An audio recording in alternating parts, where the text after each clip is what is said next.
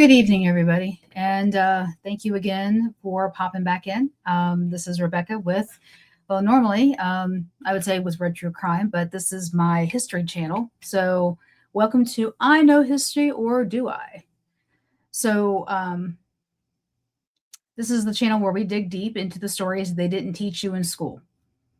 So, today we're tackling a controversial one. So, how often has the United States used its military or covert operations to overthrow foreign governments and install new leaders? A lot of people are talking about what happened in Venezuela, and I get it because this is not something that we do, or at least we didn't think we did. But it's happened more often than you thought because, you know, Venezuela's not the only time. So sit back, relax, and get ready to listen.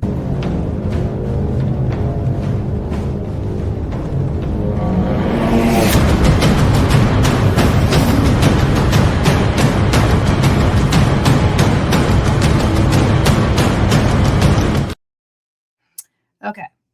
So we all know about wars like Iraq or Afghanistan, but the US has been involved in regime change, overt invasions, and CIA backed coups, proxy support, like dozens of times since the 19th century. Officially justified as promoting democracy, fighting communism, or protecting interests, but critics call it imperialism. In this video, we're going to go chronologically through key examples, look at the justifications and criticisms, and ask, was it worth it? Stick around. This might challenge what you think you know about American foreign policy. And if you're new, subscribe and hit the bell. So let's dive in. So, early 20th century, the Banana Wars in Latin America. So we're going to start in the late 1800s, early 1900s. The U.S. was rising as a power, and President Theodore Roosevelt's big stick policy, basically speak softly and carry a big stick, led to frequent interventions in Latin America and the Caribbean, known as the Banana Wars. So from 1898 to 1934, the U.S. invaded or occupied countries like Cuba, Panama, Honduras, Nicaragua, Haiti, and the Dominican Republic multiple times. The goal? Protect American business interests, like the United Fruit Company, and prevent European influence under the Monroe Doctrine. So, in Haiti, the U.S. Marines occupied from 1915 to 1934, dissolving parliament and installing a pro-U.S. leaders. In Nicaragua, we backed rebellions and occupied the country twice. And these weren't full-scale wars, but military forces installing friendly governments. Justification?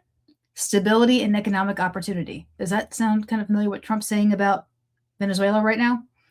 Criticism, it created resentment leading to dictatorships and anti-American sentiment that lasts today. So by the 1930s, FDR's good neighbor policy dialed it back, but not for long. Now we're going to fast forward to the Cold War. With the Soviet threat, the U.S. shifted to covert operations via the CIA to prevent communist takeovers. 1953, Iran, democratically elected Prime Minister Mohammad Massaed, I can say his last name, Massaed, nationalized oil, threatening British and U.S. interests. CIA's Operation Ajax orchestrated protests at a coup, reinstalling the Shah. Justification? Stop communism. Result? The Shah's dictatorship led to the 1979 Islamic Revolution.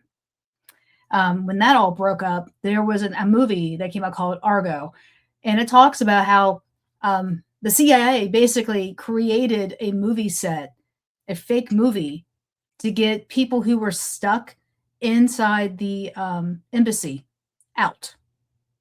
Crazy. Ben Affleck said it's a good movie. You should watch it. 1954, Guatemala. President Jacobo Arbenz land reforms hit United Fruit Company. CIA-backed invasion overthrew him, led to decades of civil war and genocide. 1973, Chile. Socialist President Salvador Allende elected democratically. CIA supported a military coup by Augusto Pinochet, who ruled brutally for 17 years.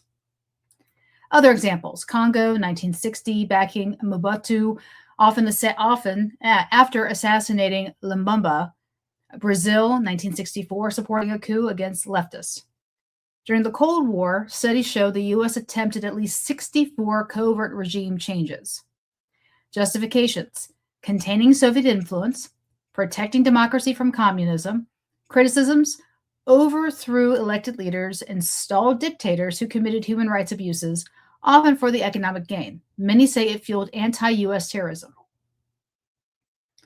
Now, does that sound like we've been very successful in when we've gotten involved in these countries at that point? Because we get rid of somebody who the people elected, put in somebody else, and this person ends up committing atrocities against mankind. So I'm sort of thinking maybe we shouldn't be getting involved, but it is what it is. So after the Soviet Union collapsed, interventions continued, now often framed as humanitarian or counterterrorism. In 1983, Grenada: invasion to oust a Marxist government and protect U.S. students. 1989, Panama: invaded to capture dictator Manuel Noriega, a former U.S. ally turned drug trafficker, which, if I'm not mistaken, I believe we put Noriega in power back in like the 60s. So,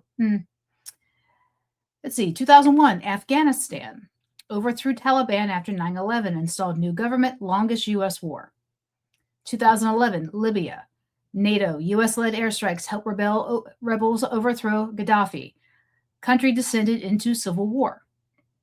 Justification for all of these: remove threats, promote democracy, protect civilians.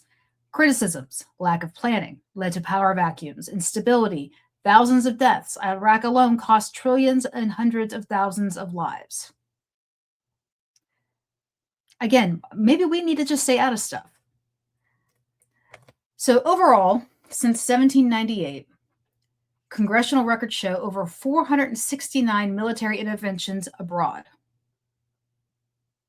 Patterns: many in Latin America early on, then global during the Cold War, Middle East post 9/11, often successful short-term but long-term instability and blowback.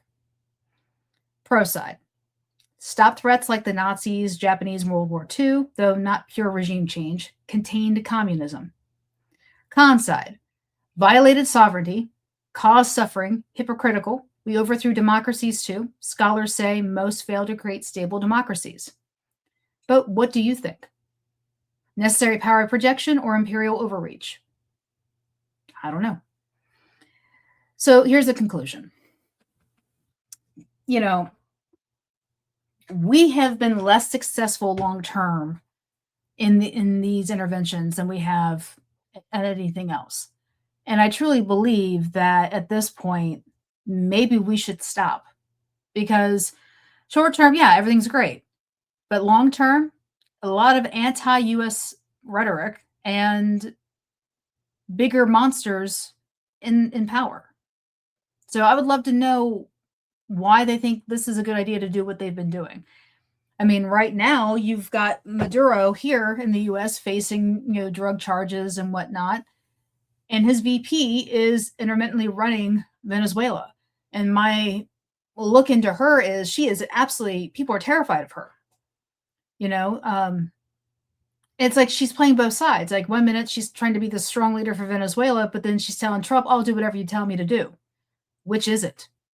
Is she somebody that can be trusted? Is she somebody who can take Venezuela economy to where it needs to be?